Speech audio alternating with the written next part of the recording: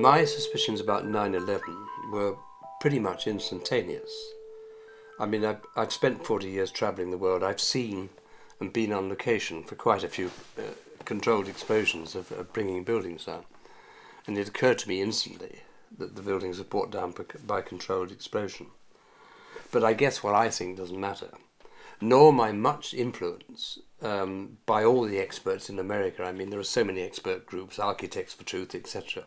I'm influenced by my friendship with 2 or 3 people who work for the world's leading civil engineering consulting firm. It's not the second best in the world or the third best. It's universally acknowledged to be the best, and they're civil engineers. And I've discussed it at length with them. And they say to me, the buildings were not brought down by the impact of planes and the heat of the burning fuel. They were brought down by controlled explosions. So, if that's the case, you have to ask who done it and why. Now, we don't have to go into that. But my overview is very simple. I think 9/11 was an inside job. I think, and I have made the case publicly, I think it's a very strong case for saying the Israeli intelligence may well have had a hand in some aspects of it. But it was essentially an inside job. And I suspect that probably Vice President Cheney was the executive oversight and control of it. But the media's complicity in the cover-up is absolutely total, but that's not surprising.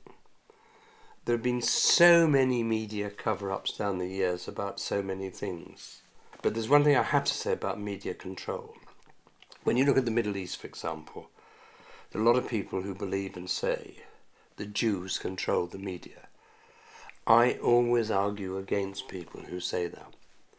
Yes, it's true that Jews control some of the media, but that's not the real problem. The real problem is self-censorship. It's the fear of owners, proprietors and editors of offending powerful vested interests. And that leads to self-censorship. And it's the worst form of censorship, because you can't fight it.